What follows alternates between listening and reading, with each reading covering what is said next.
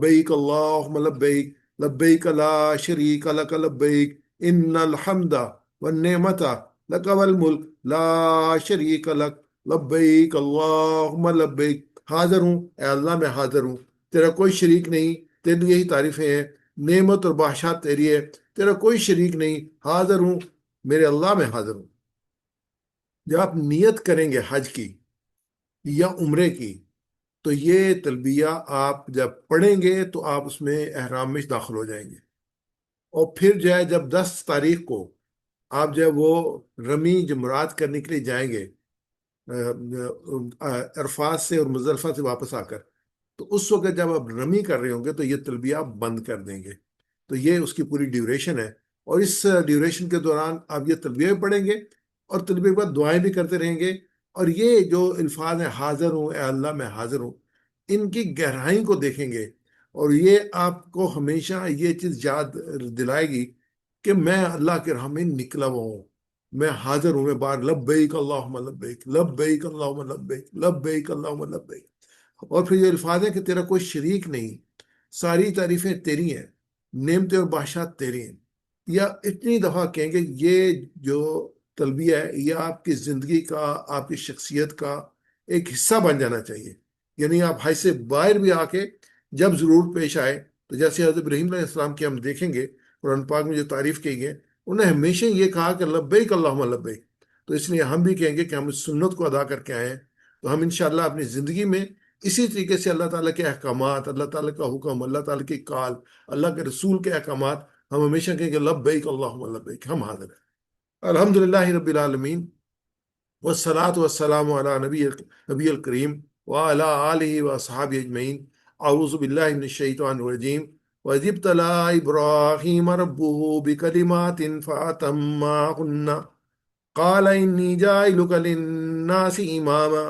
اور جب ابراہیم علیہ السلام کو ان کے رب نے چند باتوں میں آزمایا تو انہوں نے وہ پوری کر دیں، تو اس نے فرمایا بے شک میں تمہیں لوگوں کا امام بنانے والا ہوں۔ یعنی کہ یہ امامت کس میں ملی ہے؟ اللہ تعالیٰ نے آزمائش کے بعد دی ہے۔ ہم بھی جنت میں جانا چاہتے ہیں، تو کیا خیال ہے کہ اللہ تعالیٰ جنت ایسی دے دیں گے؟ تو اللہ تعالیٰ اپنے بندوں کو آزماتے ہیں، اور پھر بندوں کا کیا ہوتا ہے، وہ آزمائش میں پورا اترتے ہیں، اور تب جا کے یہ امامت، یہ اللہ تعالیٰ کی نعمتیں، اللہ تعالیٰ کی برکتیں، جو دعاؤں کی جو قبولیت، یہ تب ہوتی ہے۔ تو اس میں پھر جو حضرت ابراہیم علیہ السلام کا یہ جملہ ہے، اس کو جو قرآن پاک کی سورہ انعام کی آیت نمبر 79 میں بیان کیا گیا ہے، انی وجہت وجہی للذی فطر السماوات والارض حنیفا وما انا من المشرکین۔ میں نے یکسو ہو کر اپنا رخ اس ہستی کی طرف کر لیا جس نے زمین اور آسمان کو پیدا کیا ہے، اور میں ہرگز شرک کرنے والوں میں سے نہیں ہوں۔ جیسے نبی صلی اللہ علیہ وسلم کی حدیث میں ملتے ہیں، اور اللہ تعالیٰ نے قرآن پاک میں کہا ہے کہ میں سب گناہ معاف کروں گا، شرک معاف نہیں کروں گا۔ اور شرک سب سے بڑا ظلم ہے۔ اور آپ ہمیشہ جو ہے اس کو کہیں، کیونکہ آپ حج پہ جا رہے ہیں، حج آپ نے کیے ہیں، تو یہ مین چیز ہے جو اللہ تعالیٰ نے، اللہ کے رسول حضرت ابن علیہ وسلم نے وہ کہی، اور اللہ پاک نے اس کو قرآن پاک میں درج کر دیا، کہ انہوں نے کہا کہ میں نے یکسو ہو کر اپنا رخ اس ہستی کی طرف کر لیا، جس ہستی کی طرف جس نے زمین اور آسمان کو پیدا کیا، اور میں ہرگز شرک کرنے والوں میں سے نہیں ہوں۔ حضرت ابراہیم علیہ السلام کی جو داستان ہے، قربانی اور آزمائشوں کی داستان، جیسے اذ ابتلیٰ ابراہیم ربہ، اذ ابتلیٰ کیا تھا کہ حضرت ابراہیم نے غور و فکر کیا تھا۔ اب جس معاشرے میں آپ نے آنکھ کھولی تھی وہ بت پرستوں کا معاشرہ تھا، آج کا ہندوستان کا معاشرہ آپ کہہ لیں، آج یا قریش کا معاشرہ کہہ لیں، جس میں نبی اکرم صلی اللہ علیہ وسلم نے آنکھ کھولی تھی، جبکہ خانہ کعبہ میں بت پڑے ہوئے تھے، وہ معاشرہ تھا۔ پھر آپ نے توحید کی دعوت اس کے لیے کشمکش کی، وہ کشمکش یہ تھی کہ آپ نے بتوں کو توڑ دیا، آپ کو آگ میں ڈالا گیا، آپ کو گھر سے نکالا گیا، تو یہ کہ آ کے سزا دی گئی بتوں کو توڑنے کے لیے، اور بت شکن نکلے۔ پھر آپ کو ہجرت کرنی پڑی، عبور سے حیران، حیران سے حلب، فلسطین سے مصر، مصر سے مکہ، مکہ سے پھر دوبارہ فلسطین، یا پھر جب وہ ہجرت موو کرتے رہے فل ٹائم، اور یہ جو تھا اس کا نتیجہ نکلا۔ آپ ابراہیم علیہ السلام کی جو شادی تھی حضرت ہاجرہ رضی اللہ عنہا سے شادی، اور ان سے حضرت اسماعیل علیہ السلام کی ولادت ہوئی۔ اور اس کے بعد آپ کو حکم دیا گیا کہ آپ حضرت ہاجرہ کو، حضرت اسماعیل علیہ السلام کو مکہ کی بے آب و گاہ وادی میں چھوڑائیں، جبکہ اسماعیل علیہ السلام بالکل بچے تھے۔ آپ نے حکم کی تعمیل کی، اور پانی اور جو کھجوریں ختم ہوئی، تو اللہ تعالیٰ نے زمزم کا چشمہ عطا فرما دیا۔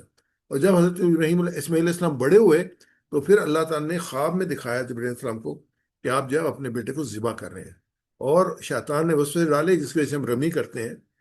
اور اس کے بعد حضرت ابراہیم علیہ السلام نے حضرت اسماعیل علیہ السلام کو قربان کرنے کے لیے تیار ہو گئے، اور اسماعیل علیہ السلام قربان ہونے کے لیے تیار ہو گئے۔ تو یہ عظیم قربانی ہے جس قرآن میں ذکر آتا ہے۔ اور پھر آپ کو جو ہے وہ امامت دی گئی، للناس امامہ پھر کہا گیا، اور پھر اس کے بعد آپ کو حکم دیا کعبہ کو تعمیر کرنے کا، یہ آپ کو عزت دی گئی۔ اور پھر اس کے بعد جب کعبہ تعمیر ہو گیا پھر کہا گیا آپ اعلان کریں حج کے لیے، اور جو بھی لوگ ہیں وہ آئیں حج کے لیے۔ وہ اعلان آج تک جو ہے وہ گونج رہا ہے، اور لوگ جا رہے ہیں حج کرنے کے لیے، اور لوگ اتنی تعداد میں جاتے ہیں کہ وہ جو وادی ہے وہ چھوٹی پڑ گئی ہے، اور جو دوسرے مسائل ہیں اس کی وجہ سے وہ سر اٹھا رہے ہیں۔ اور وہ ایک آزمائش ہے ہمیشہ کے لیے، ہر وقت میں آزمائش ہی رہی ہے، ابھی بھی آزمائش ہے۔ آزمائش کی شکلیں چینج ہو جاتی ہیں، لیکن سفر، جانا، رکنا، اس کے بعد اس کے حج کے ارکان، حج کی واجبات ادا کرنا، یہ سب جو آسان کام نہیں ہے۔ تاریخ کو دیکھتے ہیں کہ حضرت ابراہیم السلام جد انبیاء ہیں۔ 4000 سال پہلے کی بات ہے کہ آپ جو ہے وہ حضرت سارہ کے ساتھ آپ کی شادی ہوئی، اور اس کے بعد دوسری شادی حضرت حاجرہ رضی اللہ تعالیٰ عنہ کے ساتھ ہوئی۔ حضرت حاجرہ سے اللہ تعالیٰ نے آپ کو اولاد عطا فرمائی حضرت اسماعیل علیہ السلام کی شکل میں۔ اس وقت آپ کی عمر 84 برس تھی۔ پھر حضرت سارہ سے آپ کو حضرت اسحاق علیہ السلام کی شکل میں اولاد عطا فرمائی، اور اس وقت آپ کی عمر جو تھی 99 سال تھی۔ اور پھر یہ جتنے انبیاء آئے ہیں وہ حضرت اسحاق علیہ السلام کی اولاد، اس کے بعد یعقوب علیہ السلام، یعقوب صاحب کے 12 بیٹے تھے، پھر 12 قبیلے یہودیوں کے تھے، اور پوری یہ جو ڈائنیسٹی ہے جو انبیاء آتے رہے ہیں وہ اس میں آتے ہیں۔ حضرت اسماعیل علیہ السلام سے ایک ہی رسول آئے ہیں جو محمد صلی اللہ علیہ وسلم آئے ہیں۔ اور جیسے میں نے کہا کہ بت پرستی تھی تو آپ نے بتوں کے ساتھ توڑ دیے، اور بتوں کے ساتھ توڑ کے تو پھر اس کے بعد کیا ہوا، پوچھا گیا کہ یہ کس نے، کالو انت فعلت ھذا بآلہتنا یا ابراہیم، اے ابراہیم کیا تو نے ہمارے خداؤں کے ساتھ یہ حرکت کی ہے، تو نے ان کے گردنیں توڑ دی ہیں، سر توڑ دیے ہیں۔ انہوں نے کیا جواب دیا؟ انہوں نے کہا یہ سب کچھ ان کے سردار نے کیا ہے، انہی سے پوچھ لو اگر یہ بولتے ہیں۔ اب ان کو پتا سردار تو بولتا نہیں ہے، انہوں نے کلاڑا جو تھا وہ سردار کے کندھے پہ رکھ دیا تھا کہ یہ اس نے کیا ہے۔ تو انہوں نے کہا کہ یہ تو بولتے نہیں، یہ تو کچھ بھی نہیں، یہ تو اپنے آپ کو ڈیفینڈ بھی نہیں کر سکتے۔ ایک چیز تھی جو انہوں نے اس میں ڈالی، ان کو تم خدا بنائے بیٹھے ہو جو اپنا ڈیفینس بھی نہیں کر سکتے۔ لیکن یہ ہے کہ وہ ان کے بتوں کی توہین ہوئی، تو ان کو سزا یہ دی گئی ان کو آگ میں ڈالا جائے، اور ہر ایک نے بڑھ کے آگ میں لکڑیاں ڈالیں، اور الاؤ اتنا تیز تھا کہ پیچھے سے پھینکا گیا حضرت ابراہیم صلی اللہ علیہ وسلم کو الاؤ میں۔ جب آپ کو الاؤ میں پھینکا گیا تو پھر جو ہے وہ انہوں نے اپنے اس کی مدد کی، تو یہ اللہ تعالیٰ نے پھر حکم دیا آگ کو، قلنا یا نار کونی بردًا وسلاما علی ابراہیم، کہ اے آگ تو جو ہے وہ ٹھنڈی ہو جا اور سلامتی والی بن جا ابراہیم علیہ السلام۔ آگ جو تھی وہ سلامتی والی بن گئی، اور ان کے سامنے حضرت ابراہیم صاحب صحیح اور سلامت جو اس آگ میں سے نکل آئے، لیکن اس کے باوجود وہ لوگ نہیں مانے۔ تو یہ جو ماننا ہوتا ہے نا، یہ اللہ تعالیٰ کی توفیق ہوتی ہے کہ اللہ تعالیٰ کس کو توفیق دے۔ تو جو ذمہ داری ہوتی ہے دعوت کی وہ یہ ہوتی ہے کہ دعوت لوگوں تک پہنچائی جائے۔ اگر اللہ نے کس کو توفیق دی ہے تو قبول کرے گا، نہیں توفیق دی تو قبول نہیں کرے گا۔ اب شروع ہوتا ہے سفر جس کو ہم حج کا سفر کہتے ہیں۔ تو یہ حضرت ابراہیم علیہ السلام، حضرت حاجرہ، حضرت اسماعیل علیہ السلام کا سفر تھا، اور یہ بھی قربانی اور اثاروں کی داستان کا ایک بہت بڑا حصہ ہے۔ اور اسی کو جو ہے وہ اللہ تعالیٰ نے جو ہم کہتے ہیں ارکان اور جو ہے واجبات اور سنتے ہیں اس میں شامل کیا ہے۔ تو اس میں حضرت ابراہیم علیہ السلام کو اللہ تعالیٰ نے مکہ جانے کا حکم دیا۔ آپ نے حضرت حاجرہ اور اسماعیل کو ساتھ لیا۔ حضرت اسماعیل کی عمر 2-3 سال تھی، بچے تھے، اور مکہ چھوڑ آئے ان کو۔ ابراہیم علیہ السلام کی مدت عمر سے 86 سال تھی۔ جب آپ چھوڑ آئے اور اتنی دور بے آب و گاہ وادی میں جہاں پہ کوئی انسان تھا نہ کوئی زندگی تھی، تو آبویسلی حضرت حاجرہ جو پریشان ہوئی، تو انہوں نے پوچھا کہ کس کے سارے چھوڑ کے جا رہے ہو؟ تو آپ نے کوئی جواب نہیں دیا۔ انہوں نے خود ہی کہا کہ اللہ کے سارے چھوڑ کے جا رہے ہو تو اللہ ہمیں ضائع نہیں کرے گا۔ تو آپ نے سر ہلا دیا، اور اس کے بعد ایک سائڈ پہ کھڑے ہو کے آپ نے دعا مانگی۔ یہ جو ہے وہ دعا قرآن پاک میں درج حضرت ابراہیم، سورہ ابراہیم میں آیت نمبر 37 ہے، ربنا انی اسقنت من ذریتی واد غیر ذی زرع عندک بیتک المحرم، پروردگار میں نے ایک بے آب و گاہ وادی میں اپنی اولاد کے ایک حصے کو تیرے محترم گھر کے پاس لا بسایا ہے۔ ربنا، اے پروردگار میں رب، لیقیمون الصلاۃ، میں نے یہ اس لیے کیا کہ لوگ یہ اپنی نماز قائم کریں۔ फजअल अफिदत मिनन नासी तहवी इलैहिम, कि अल्लाह तो लोगों के दिलों को उनका मुश्ताक बना, और वरज़ुक़हुम मिनस समराति लअल्लहुम यशकुरून, और उन्हें खाने को फल दे शायद कि ये शुक्रगुजार बने। अब इसमें अगर आप इसमें पूरी आयत मुबारक आयत नंबर 37 पे गौर करें तो मकसद क्या बताया गया अल्लाह ताला ने, अल्लाह के रसूल ने, और अल्लाह ताला ने इसको दर्ज किया कि रब्बना लियुकीमुस सलाता, कि लोग यहाँ नमाज कायम करें। ये बड़ी अहमियत रखती है चीज, नमाज का कायम करना। इसके लिए जो है वो मक्का को आबाद किया गया, और हजरत इब्राहीम ने अल्लाह के हुक्म से अपनी औलाद को वहां पे छोड़ा, और फिर दुआ की। ये तो इसमें तो वादे में कोई चीज नहीं है, और उनको अल्लाह ताला खाने के लिए दे, शायद किसी तरह शुक्रगुजार, फल खाने के लिए दे। आज तक वहां पे फल है, हर मौसम में फल मौजूद होता है, और सब लोग उसको खा रहे हैं। ये दुआ की कबूलियत है। उसके बाद जब वो आप जब छोड़ के वहां पे आए हजरत हाजरा को, तो जब सफ़ा मरवा की सही करते हैं, तो वही जो है वो सुन्नत है हजरत हाजरा की, कि जब ये पानी खत्म हो गया, मुश्किल ही था ना, जो उसमें कितनी देर चलना था, तो फिर वो पानी की फिर जो बच्चा जो था उसको तो तलब थी पानी की, तो उसकी तलाश में पानी तरफ हाजरा जो सफ़ा पे गई, जो एक पहाड़ था, और फिर उसके सामने दूसरा पहाड़ था, फिर वो उस पे गई। दरमियान में जो है आपको हजरत इस्माइल इस्लाम नजर नहीं आते थे, तो वो जो है वो उसमें जो है भाग के चलती थी, 7 चक्रों में जो स्लोप था उसमें वादी में, उस भागती थी। तो आज भी उस सुन्नत को अल्लाह ताला ने ऐसे जिंदा किया है कि हमारे लिए भी हुक्म है कि उन ग्रीन निशान लगे हुए हैं कि इसमें आपने भाग के गुजरना है। अगर आप में हिम्मत है तो आप भागेंगे।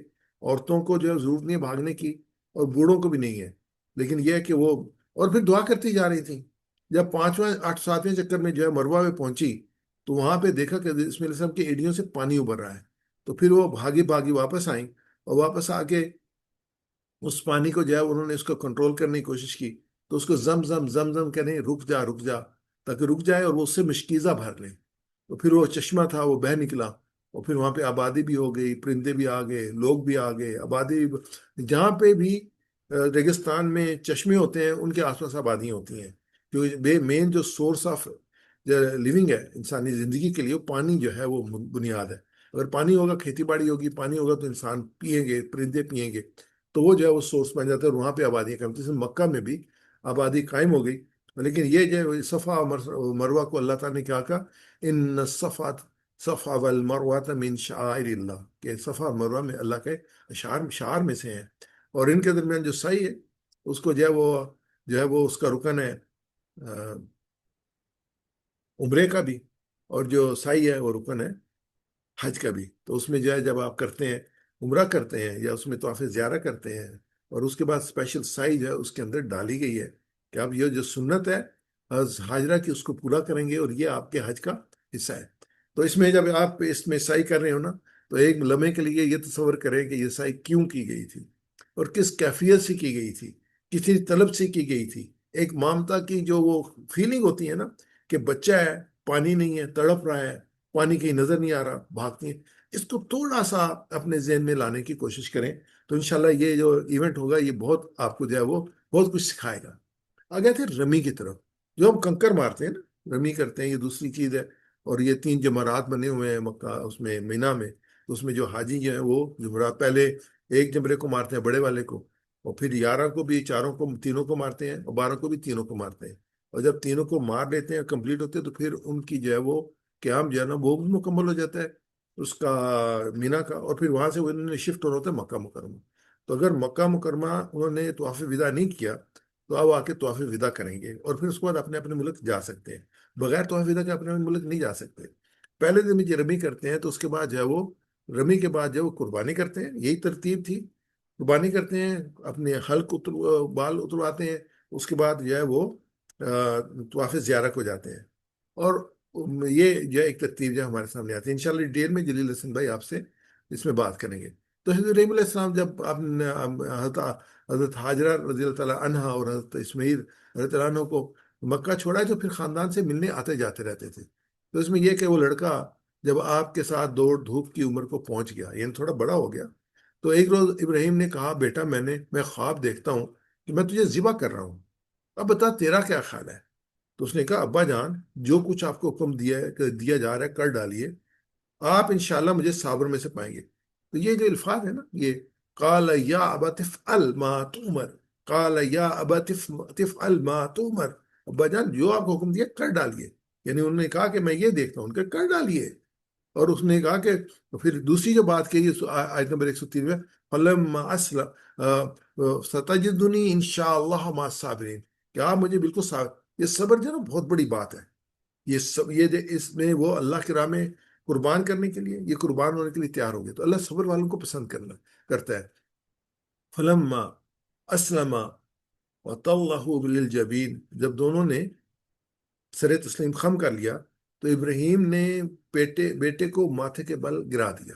اس کے بعد جو یہ اس کو دیکھ لیں، اس چیز کو، اس کے بعد آگے چلتے ہیں، فلما بلغ معہ سعیا، جب ان کے ساتھ دوڑنے کو پہنچا تو پھر کیا ہوا، یہ کیا کیفیت تھی؟ پھر جب بیٹا باپ کے ساتھ دوڑنے بھاگنے لگا اور چھوٹے موٹے کاموں میں شریک ہونے لگا اور ذمہ داریاں سنبھالنے کے قابل ہوا، اپنی رائے پیش کرنے کے قابل ہوا، عقل و فکر سے کام لینے لگا اور دین و دنیا کی سمجھ آ گئی، تو اس وقت آپ کو یہ خواب دکھایا گیا، یعنی کہ وہ بچہ اس وقت خود بھی ڈیسیژن میکر بن گیا۔ وہ ایک بات کو سمجھتا تھا اور اس کا رسپانس کر، یہ نہیں وہ بچہ تھا بالکل، 4-5 سال کا بچہ نہیں تھا، 10-11 سال کا بچہ تھا اور چیزوں کو سمجھتا تھا۔ اور اس کے بعد وہ بچہ جو 84 سال کی عمر میں حضرت ابراہیم علیہ السلام کو عطا کیا گیا، اس بچے کے لیے اب کہا جا رہا ہے کہ اس کو قربان کرو، اور وہ بچہ کہتا ہے کہ بالکل آپ کریں، میں قربان ہونے کے لیے تیار ہوں۔ تو جب یہ جا رہے تھے باپ بیٹا، تو اس وقت جو ذبح کرنے کے 8 کو خواب دیکھا تھا، پھر 9 کو ریپیٹ ہوا، پھر 10 کو ریپیٹ ہوا، اور 10 کو حضرت ابراہیم علیہ السلام اور اسماعیل علیہ السلام کو لے کے مینا روانہ ہوئے۔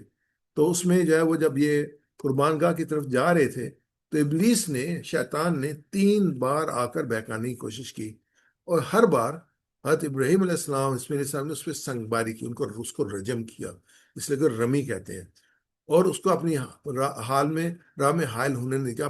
آپ تاریخ پڑھیں تو اس میں آپ کو اور زیادہ ڈیٹیل ملے گی، آپ تفاسیر پڑھیں اس میں آپ زیادہ ڈیٹیل ملیں گی، اپنے ٹائم کے مطابق تھوڑا سا اس کو سمرائز کر رہے ہیں تو لیکن آپ پڑھیں ضرور، آپ ضرور پڑھیں ان چیپٹرز کو، جو واقعات ہیں حضرت ابراہیم علیہ السلام کے، اسماعیل علیہ السلام کے مختلف قرآن پاک کے حصوں میں ضرور مطالعہ کریں، تو انشاءاللہ آپ کو گہرائی ملے گی، آپ کو سمجھ آئے گی کہ یہ سارا کیوں ہے، اور زیادہ یکسوئی کے ساتھ اور زیادہ فہم کے ساتھ، زیادہ شعور کے ساتھ انشاءاللہ اپنا حج ادا کریں گے۔ یہ وہ سنت ہے جو حجاج اکرام ہر سال حج کے موقع پر دہراتے ہیں، اس سنت کو رمی کہتے ہیں، اور یہ 3 جگہ پہ اس نے انٹرفیئر کرنے کی کوشش کی تھی۔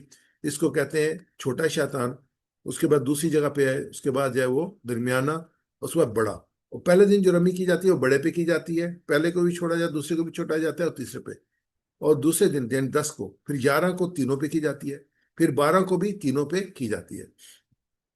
تو جب کنکری مارتے ہیں نا تو بسم اللہ اللہ اکبر کہہ کے مارتے ہیں، اور دعا کر کے مارتے ہیں، اور جب رمی کے بعد فارغ ہوتے تب بھی دعا کرتے ہیں۔ یہ جب کنکری مارتے ہیں نا تو کچھ شیطان ہمارے ساتھ بھی لگے ہوئے ہیں، ان کو بھی ریئلائز کرنے کے یہ سب سے بڑا شیطان انسان کا نفس ہے، تو جو ہے شیطان مردود کو اپنی زندگی سے بھی دھتکار دیں، صرف نہیں وہاں پہ رمی نہ مارے، یہاں پہ رمی مارے، یہ بھی آپ کو بہکاتے ہیں، اور جو بھی بہکاتا ہے اس کو رمی مار کے اس کو دفع کر دیں اپنی زندگی کے اندر سے، جیسے ابراہیم علیہ السلام کو اور اسماعیل علیہ السلام کو اس کو اپنے رستے میں نہیں آنے دیا تھا، اور پھر یہ کہ اس کو سنت رکھتی کہ اس کو رمی کیا جائے، مارا جائے جیسے انہوں نے مارا تھا۔ تو اس میں آپ سمجھیں گے کیا، اس میں سبق کیا حاصل کریں گے؟ ہم سبق یہ حاصل کریں گے کہ اپنی زندگی میں بھی شیطان مردود کو ہم دفع کر دیں، دھتکار دیں۔ آگے چلتے ہیں، آتے ہیں قربانی کی باری، تو یہ آلریڈی ہم نے وہ واقعہ دیکھ لیا، اس کا حصہ دیکھ لیا۔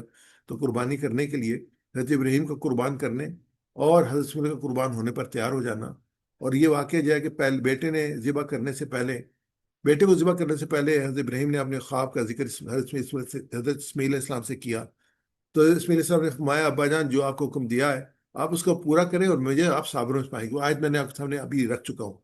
حضرت ابراہیم نے چھری حضرت اسماعیل علیہ السلام کی گردن پر رکھ دی کہ اللہ نے جنت سے ایک مینا بھیج کر چھری اس کی گردن میں چلا دی، اور حضرت اسماعیل علیہ السلام کو زندگی عطا کر، سبحان اللہ۔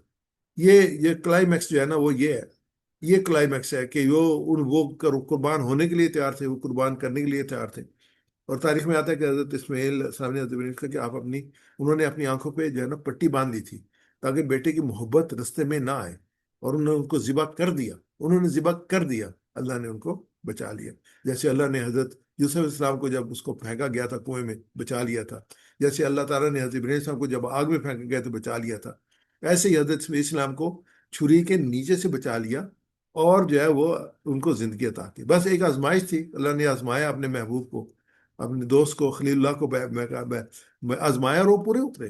اور پھر اللہ نے آواز دی، وَنَادَيْنَاهُ يَا إِبْرَاهِيمُ وَنَادَيْنَاهُ يَا إِبْرَاهِيمُ، اور ہم نے ندا دی، اے ابراہیم، قد صدقت رؤیا، تو نے اپنا خواب سچا کر دکھایا، اِنَّا كَذَلِكَ نَجْزِي الْمُحْسِنِينَ، ہم نیکی کرنے والوں کو ایسی جزا دیتے ہیں۔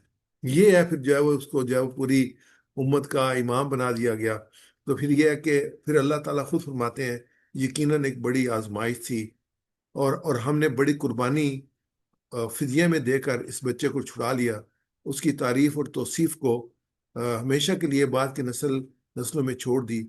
سلام ہے ابراہیم علیہ السلام پر، ہم نیکی کرنے والوں کو ایسی جزا دیتے ہیں۔ یعنی کہ اللہ تعالیٰ نے ریکگنائز کیا، اب کتنی بڑی بات ہے۔ اللہ تعالیٰ خود کہہ رہے ہیں یہ ایک بڑی کھلی آزمائش تھی، ہم نے ایک بڑی قربانی فدیے میں دے کر اس بچے کو چھڑا لیا، اور تعریف اور توصیف ہمیشہ کے لیے بعد کی نسلوں میں چھوڑ دی۔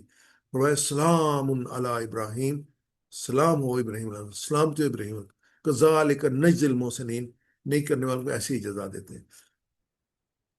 پھر یہ کہ جو آیت ہم آگے پڑھ رہے تھے، تو پھر یہ آتی ہے کہ سب آزمائشوں میں کامیابی کا انعام کیا ملا؟ فرمایا ذبتلا ابراہیم ربہ بکلمات فاتمہن قال انی جاعلک للناس اماما قال ومن ذریتی قال لا ینال عہد الظالمین۔ سورہ بقرہ کی آیت نمبر 124 ہے۔ اس سے یہ جو شروع ہوتا ہے سورہ بقرہ میں حضرت علیہ السلام کے تقریباً دو جو ہے وہ پورے رکوع اس میں چلتا ہے، اینڈ تک جاتا ہے، پہلے پارے کے اینڈ تک۔ آپ ضرور اس کو جو ہے تفسیر سے پڑھیے گا، اور آپ بہت جو ہے آپ کو شعور ملے گا، آپ بہت انجوائے کریں گے اس کو پڑھنے کے بعد بھی، اور اس کے بعد جب حج کریں گے تو انشاءاللہ آپ کو بہت جو ہے وہ ایک انسائٹ نظر آئے گی کہ حضرت ابراہیم علیہ السلام نے کون کون سی دعائیں کی اور کیا کیا قربانیاں دیں۔ وہ تو میں انشاءاللہ کچھ نہ کچھ میں آپ کو بتا ہی رہا ہوں۔ یاد کرو جب ابراہیم علیہ السلام کو اس کے رب نے چند باتوں میں آزمایا اور سب میں پورا اتر گیا، تو اس نے کہا میں تجھے سب لوگوں کا پیشوا بنانے والا ہوں۔ ابراہیم نے عرض کیا کہ میری اولاد سے بھی یہ وعدہ ہے؟ تو اللہ نے جواب دیا کہ میرا وعدہ ظالموں سے متعلق نہیں ہے۔ وعدہ کن کے ساتھ ہے؟ کن کے ساتھ وعدہ ہے؟ کہ جو اللہ کے توحید پہ ایمان لاتے ہیں، اللہ پہ ایمان لاتے ہیں، جو اسوہ ابراہیم کو فالو کرتے ہیں، جو اسوہ محمد صلی اللہ علیہ وسلم کو فالو کرتے ہیں، ان کے ساتھ ہے، باقی کے ساتھ وعدہ نہیں ہے۔ اس کے بعد یہ ہے کہ حضرت ابراہیم علیہ السلام کو بیت اللہ کی تعمیر کا حکم دیا گیا۔ ان اول بیت وضع للناس للذی وقت مبارک وہدی للعالمین، سورہ آل عمران کے آیت نمبر 96 ہے۔ اس میں بھی ایک پورا حصہ ہے جس میں کہ حضرت ابراہیم علیہ السلام، بیت اللہ، قربانی، یہ سارا دوبارہ ریپیٹ ہوتا ہے۔ یہ بھی ریفرنس ضرور لے لیجیے گا۔ بے شک سب سے پہلی عبادتگاہ جو اللہ انسانوں کے لیے تعمیر ہوئی وہی مکہ میں واقع ہے، اس میں خیر و برکت دی گئی تھی، اور تمام جہان والوں کے لیے مرکز ہدایت بنایا گیا تھا، وَهُدًى لِّلْعَالَمِينَ، تمام جہان والوں کے لیے برکت۔ اور پھر اس بیت اللہ کی تعریف کیا اللہ فرما رہے ہیں؟ فِيهِ آیَاتٌ بَيِّنَاتٌ مقام ابراہیم، اس میں کھلی نشانی ہے، اور ابراہیم کا مقام عبادت ہے۔ یہ مقام ابراہیم کیا ہے؟ یہ ایک پتھر ہے، ابھی میں ڈیٹیل میں جائیں گے ہم، جو کہ اس جار میں جو ہے انہوں نے رکھا ہوا ہے، اور یہ آپ دیکھ سکتے ہیں جا کے۔ تو پھر کہا گیا وَاتَّخَذُوا مِن مقام ابراہیم مصلی، کہ جو ابراہیم کو نماز کی جگہ بنا لو۔ اور اکثر امام جب جو ہے وہ اس میں کھڑا ہوتا ہے تو مطاف کے اندر، تو مقام ابراہیم کے پاس اپنا مصلی بناتا ہے۔ تو ابراہیم علیہ السلام اور حضرت اسماعیل علیہ السلام کی مدد سے حکم الہی کے مطابق قدیم بنیادوں پر ہی کعبہ کو دوبارہ تعمیر کیا۔ یہ یکم ذی الحجہ کو تعمیر شروع ہوئی، 25 ذی الحجہ کو مکمل کیا۔ حضرت ابراہیم ایک پتھر پر کھڑے ہو کر تعمیر کی، وہ پتھر خود بخود اٹھتا گیا، اور اس پر حضرت ابراہیم علیہ السلام کے پیروں کے نشان آج بھی موجود ہیں، اسی لیے قرآن میں اس کو مقام ابراہیم کہا گیا ہے۔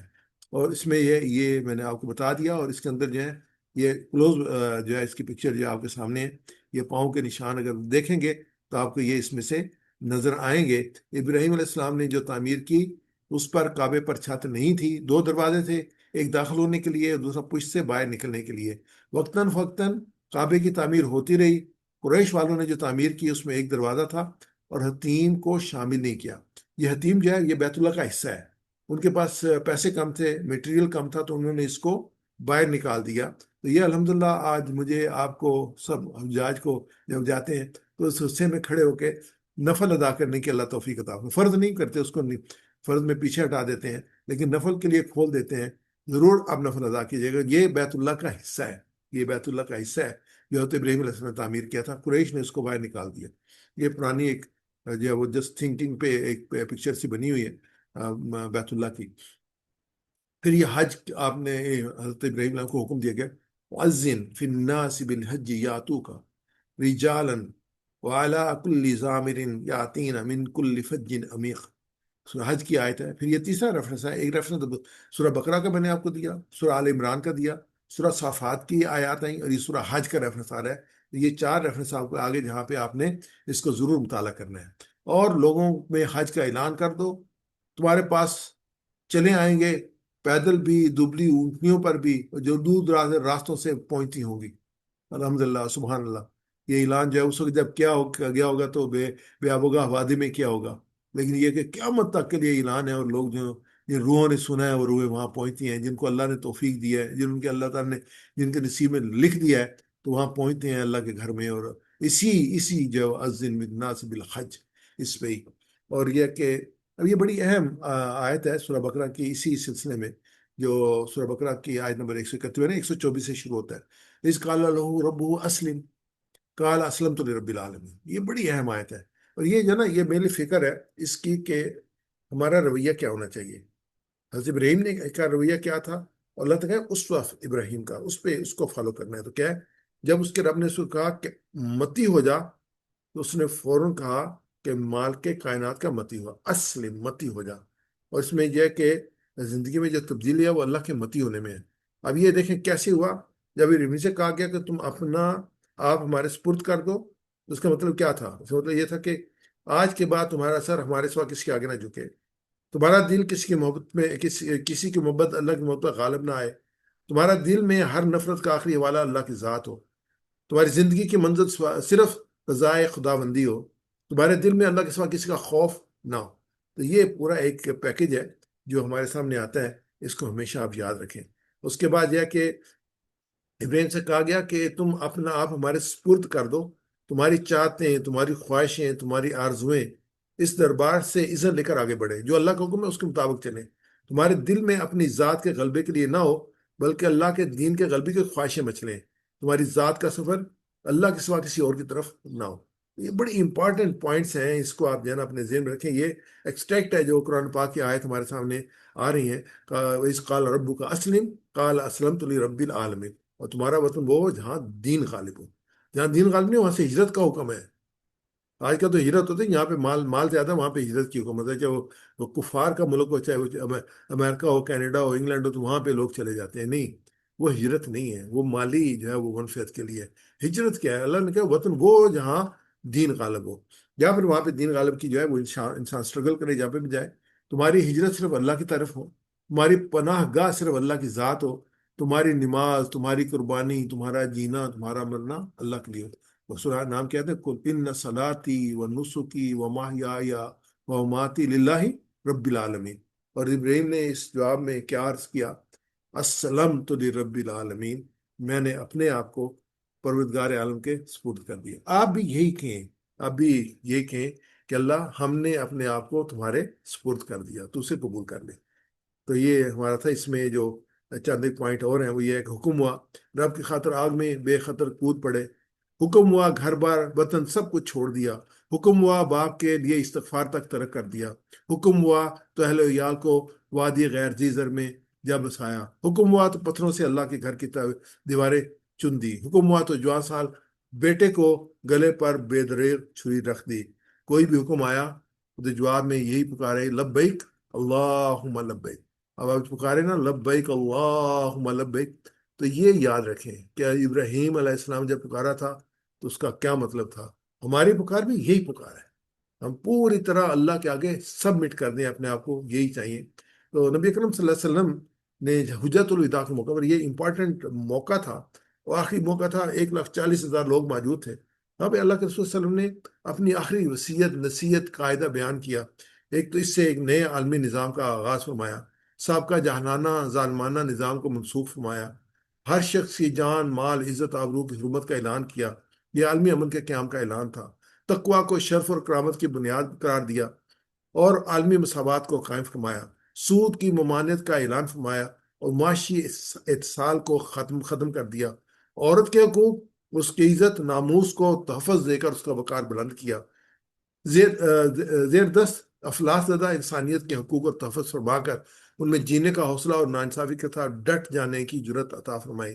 کسی عربی کو کسی اجمی پر، کسی گورے کو کسی کالے پر کوئی فقیت برتری حاصل نہیں۔ اگر کسی کو یہ فضیلت ہے تو صرف تقوی کی بنیاد پر۔ ہر مسلمان کا خون، جان و مال، عزت و آبرو اتنی حرمت کے حامل ہے جتنا یہ شہر اور یہ دن سب کے لیے ہے۔ اور فرمایا فَلْيُبَلِّغِ الشَّاهِدُ غائب، کہ سنو جو لوگ یہاں موجود ہیں انہیں چاہیے کہ یہ احکام اور باتیں ان لوگوں تک پہنچا دیں جو یہاں موجود نہیں۔ ایک کنٹینیوس دعوت کا سلسلہ شروع ہوا اور میں آپ کے سامنے پیش کر رہا ہوں، آپ بھی اس کو نوٹ کیجیے گا، آپ بھی آگے پیش کیجیے گا۔ یہ کام اکیلے ہونے کا نہیں ہے، مل کر اجتماعی کے ساتھ شامل ہو کر کرنے کا ہے۔ یہ حج ایک بہت بڑی اجتماعیت ہے، سال میں ایک دفعہ لوگ اکٹھے ہوتے ہیں، پوری دنیا سے لوگ اکٹھے ہوتے ہیں اور اس میں دعا کرتے ہیں کہ اللہ تعالیٰ اے اللہ ہمارے بھائیوں اور بہنوں کے حج کو قبول فرما اور ان کو بہترین اجر عطا فرما۔ ہمارے مظلوم فلسطین اور غزہ کے بھائی بہنوں اور بچوں کی نصرت فرما، آمین یا رب العالمین۔ انشاءاللہ اگلے پروگرام کی طرف چلتے ہیں۔